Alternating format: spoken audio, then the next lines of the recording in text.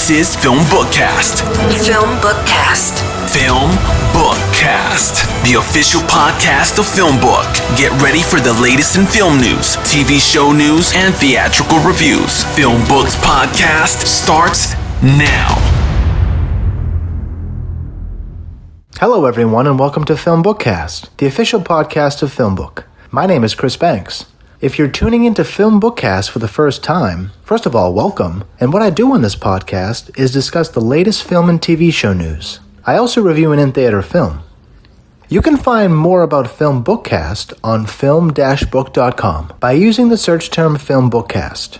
You can also email us at podcast@film-book.com with FilmBookCast in the subject line. Now let's head on over to some TV show news.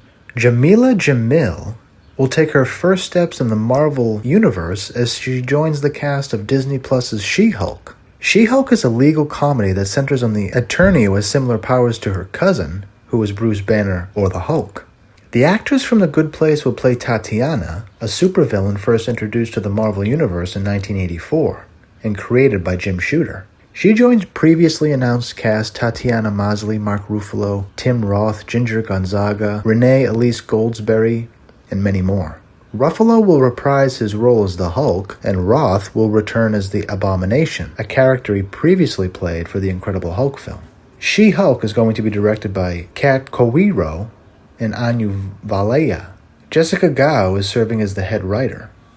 In some more TV news, ahead of the Season 2 premiere of See, Apple TV has ordered the third season of its post-apocalyptic drama series starring Jason Momoa. Apple released a Season 2 trailer which introduces new cast member Dave Bautista, but also announced that the third season has been ordered. Stephen Knight writes the series, and it takes place in the far future, and humankind has lost its sense of sight. Season 2 premieres August 27th, and very exciting to know that Season 3 is already in development.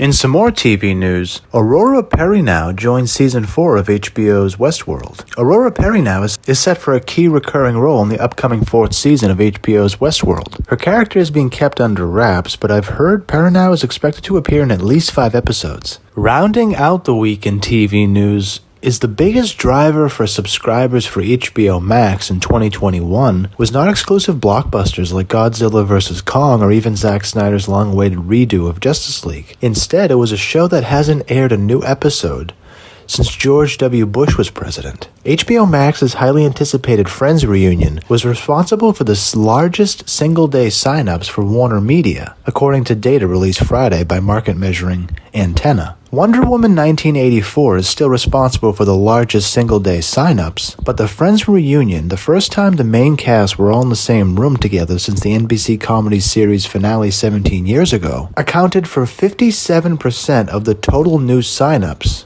compared to just 43% over the previous 8 weeks. The Friends reunion was a major programming push for HBO Max. As of the end of March, Warner Media reported 44 million subscribers for HBO Max. Massive numbers for HBO Max. That's it for TV news.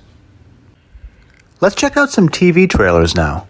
From HBO Max, Power Always Wins as Gossip Girl, the iconic series Gossip Girl, returns to streaming July 8th. They just released a 2-minute trailer where the series looks like it's going to take on an extremely modern flavor. I'm very excited for this series. Check out the trailer for Gossip Girl. It's streaming July 8th on HBO Max. Is killing your husband aspirational? Check out the newest trailer from AMC's series Kevin Can F Himself. It debuts June 20th on AMC. Rounding out the week in TV trailers comes The White Lotus from HBO. It'll debut July 11th, and check out the trailer. It seems like a very funny but creepy limited series based in a hotel, an extravagant hotel with tons of crazy rich white people. Check out the trailer for The White Lotus on HBO. It'll debut July 11th. Let's switch up gears. Let's head on over to film news now. In some casting news, Natalie Portman and Julianne Moore are set to star in the next film from Carol director Todd Haynes. This film is called May December. Haynes is directing the film based on a script by Sammy Burke, and production is set to begin next year. It'll be the 6th time that Moore and Haynes have worked together, including the Oscar-nominated performance in Far From Heaven. May December is described as an exploration of truth and the impossibility of trying to fully understand another person. The movie follows a woman who 20 years earlier had a notorious tabloid romance with a man who was 23 years younger than her. Now, as their twins prepare to graduate high school, a Hollywood actress comes to visit in order to better understand her and portray her in a movie. But their family dynamics begin to unravel with the pressure of the outside gaze, leading the woman's husband to begin to confront what happened and what it means to be an empty nester when he's just 36 years old. Very exciting film news. In some more film casting news, Michael Pena is set to join Owen Wilson in Paramount's secret headquarters. It's directed by duo Henry Joost and Ariel Schulman. The film is a high-concept family action movie about a kid who discovers the secret headquarters of the world's most powerful superhero, hidden beneath his home, and must defend it with his group of friends when villains attack. It's unknown who Pena will be playing, but the film is set to bow on August 12, 2022. Rounding out the week in film news is some hopeful news about a biopic about the late comedy legend Bernie Mac. It's in development by John Legend's production company Get Lifted. Apparently Bernie Mac's estate doesn't know about it yet, but he rose to prominence on the Chicago stand-up comedy circuit before becoming one of the biggest comedic stars of film and television in the early 2000s. His lead performance on The Bernie Mac Show is what led him there. On the big screen, he was best known for appearing alongside Steve Harvey, Cedric the Entertainer, and D.L. Hughley in Spike Lee's stand-up showcase film The Original Kings of Comedy, as well as his performance as Frank Canton in the Ocean's trilogy. Further details on this project have not been disclosed yet, but a very fitting tribute to Bernie Mac. Now let's head on over to some film trailers. The Boss is back, baby! As The Boss Baby 2 Family Business comes out next month. They just released the newest trailer, and check it out. It's a super fun, awesome trailer for The Boss Baby 2 Family Business. It's coming out in theaters July 2nd, but it's also going to be streaming on Peacock. July 2nd. Do you find yourself drawn to places you've never been? Check out the trailer for Infinite starring Mark Wahlberg. From the director of Training Day and The Equalizer, Infinite comes out June 10th. It's streaming on Paramount+. Check out the trailer now. Let's just keep up the theme of awesome animation films. Check out the trailer for Paw Patrol, the movie. It looks like an awesome fun ride. Comes out August 20th in theaters and also on Paramount+. Alright, time for this week's movie review. For this week's movie review, we're going to check out The Conjuring 3, The Devil Made Me Do It. It's based on The Devil in Connecticut by Gerald Brittle. It's written by James Wan and David Leslie Johnson McGoldrick. It's directed by Michael Chaves. Vera Farmiga and Patrick Wilson are back playing Lorraine Warren and Ed Warren. Sterling Gerrans plays Judy and Julian Hillard plays David. There's many others in the cast as well. It's currently in theaters, and it's on HBO Max. Paranormal investigators Ed and Lorraine Warren take on one of the most sensational cases of their careers, after a cop stumbles upon a dazed and bloodied young man walking down the road. Accused of murder, the suspect claims demonic possession as his defense, forcing the Warrens into a supernatural inquiry unlike anything they've ever seen before.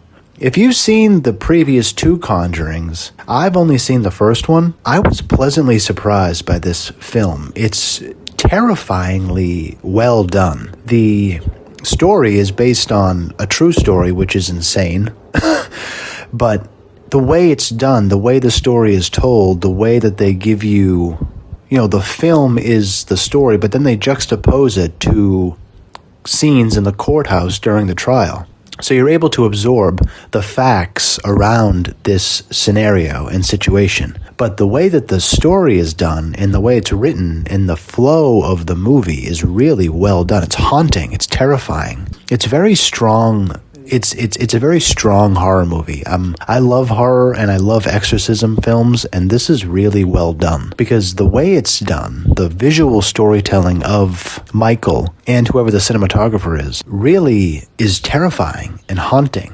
And the scenes of exorcism, the scenes of nightmares or terrifying unexplainable encounters are really well done, and the movie is very scary. And if you see it in theaters, it just adds to the experience of the whole film. But Vera does a great job. Everybody does a great job on the cast, but particularly Vera is really powerful in her facial expressions and the way that she helps tell the story just through her eyes and face. Patrick Wilson does an amazing job. The kids do an amazing job. Sterling Gerrans, Julian Hillard, Ruairi O'Connor. Everybody does an amazing job in the film. It's really scary. I remember The Exorcism of Emily Rose back in like 2000 and early 2000s, and this reminded me of that because there are scenes in this movie that are hauntingly terrifying. And the bigger screen you see it on and the louder the audio is, the more it's going to add to the experience of the film. It's a very well done movie. The story is good. I haven't read the book, but I would like to now to learn more about the case, because what a crazy situation that is. How powerful the storytelling is making me think about supernatural occurrences in a much more fluid way, because I'm a very logical thinker, but I'm also creative. But this movie has me thinking about supernatural stuff in a way that I just really have never before, because of the powerful visual storytelling and just the well done piece that it is.